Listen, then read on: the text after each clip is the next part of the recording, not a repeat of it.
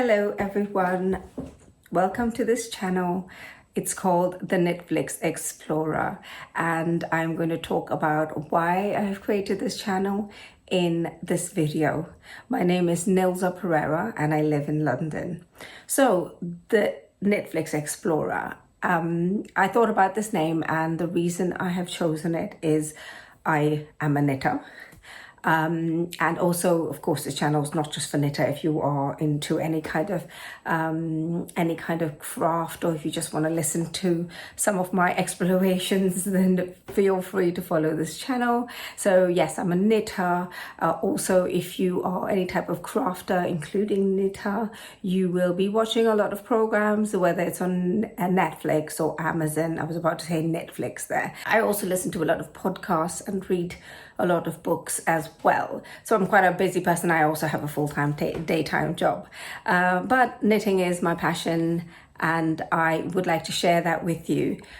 The exploration part of it. So I've been a traveler. I have lived in many countries. Born in India, not brought up. I moved to Africa because my parents moved down there. My dad was an engineer. So we moved to Tanzania, and after some years there, we moved to Nigeria in Africa. And then we all moved to Scotland. Yes, it was a massive change from the very hot to the cold. I don't want to say very cold because I know we have colder countries than Scotland in the world, but if you lived in Scotland, you'll know it can get pretty cold. So lived in Scotland, and then we moved to London. So I have lived in London for a majority of my life. As far as my knitting experience goes, I learned to knit in Africa when I was in Nigeria, and I was 18 years old. I have no idea why I decided to knit. And if you ever live in Africa, I'm not sure about now, but at the time, you're talking about many years ago, over 30 years ago. If you lived in Africa, yarn and needles aren't exactly easy to come by. Actually, books were not easy to come by at the time. But anyway, so I picked up knitting, and I knit I knit a little strip. Most people start with garter stitch, which is just knit every row.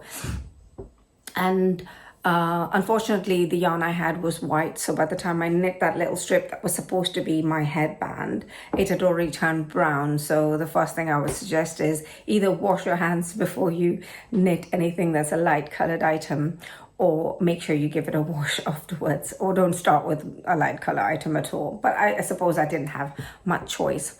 I then moved my knitting journey. At some point, I wanted to learn more. When I went to India to visit family, one of our next door neighbors, her name was Cynthia. Unfortunately, she's passed away now. She and I got along really well. She was elderly, and she taught me how to do like a tank top without a pattern. But I was really determined to learn how to read a pattern, because I knew that if I could read a pattern, my world of knitting would explode, and what I could do with knitting needles could explode. So I decided to pick up a pattern. When I moved to the UK, eventually I picked up a pattern, and honestly, it was so much harder back in the day. There wasn't any YouTube, there wasn't this easy access to videos and the online community that we have now.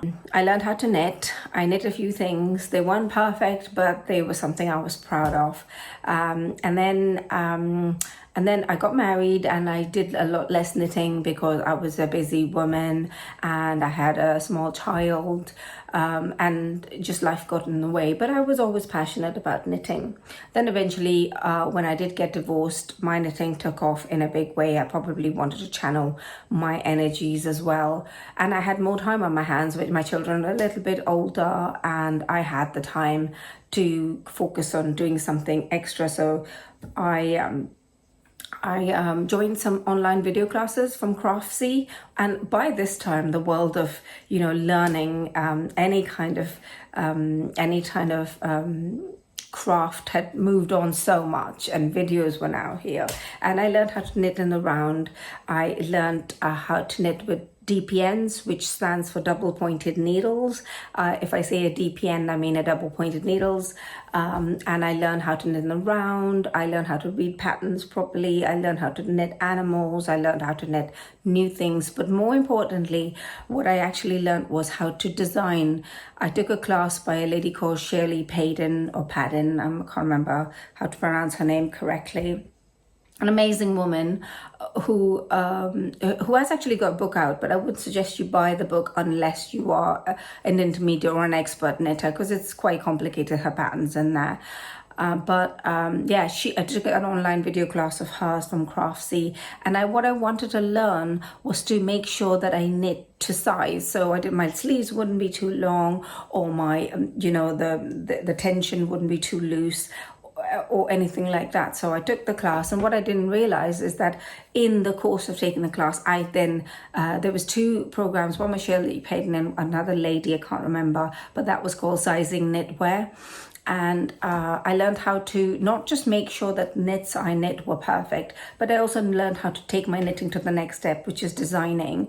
And what I liked about designing, and I didn't realize I was going to like designing so much. And if you don't know already, it does start with a lot of mathematics, because if you're going to create a shape, you've got to know how many stitches you need to put on a needle, and when you want to decrease, when you want to increase, and all those sort of things. I know some people just want a pattern and just want to follow it because they love a pattern. Don't get me wrong, I still like to just follow a pattern. It's just so much easier. You take a pattern, pick it up, learn a few new techniques, and then just get on with it, or learn along the way. And if you get stuck, don't worry, there's always a YouTube video that you could have a look at to learn or to figure it out.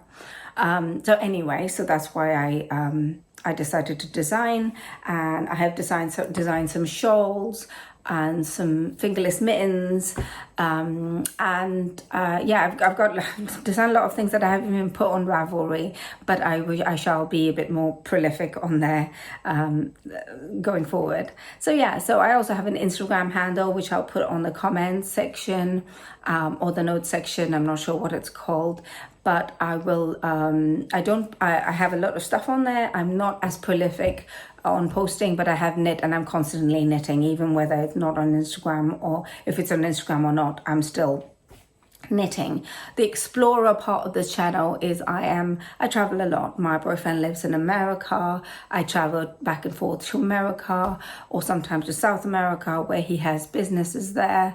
Or my next travel was going to be to India in a few weeks to visit family, in a few months to visit family. So I do travel quite a lot. So the Explorer part of it is you come along with me, you will find out what I'm watching while I'm traveling, what I'm knitting and watching while I'm traveling, where I'm traveling to, and just the journey.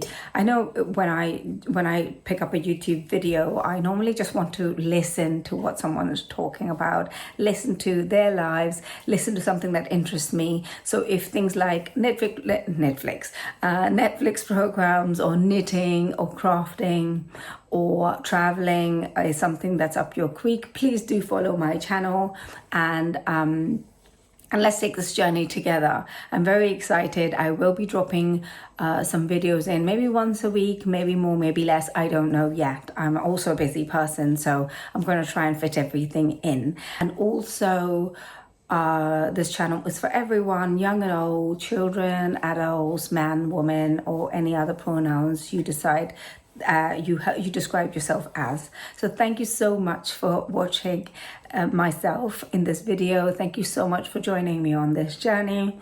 My videos might not be perfect. I might be moving them around a little bit. I'll move my camera around. I do not have a professional setup.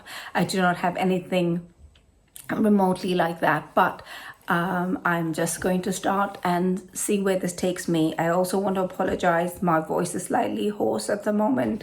That's because I'm not sure whether I caught something recently. I've just come back from Dallas from seeing my boyfriend, and he had something that I might have caught. So my voice is not this hoarse or this low. Hopefully by the time in the next few videos, my normal voice would have come back. So thank you so much for listening to me, and have a lovely day.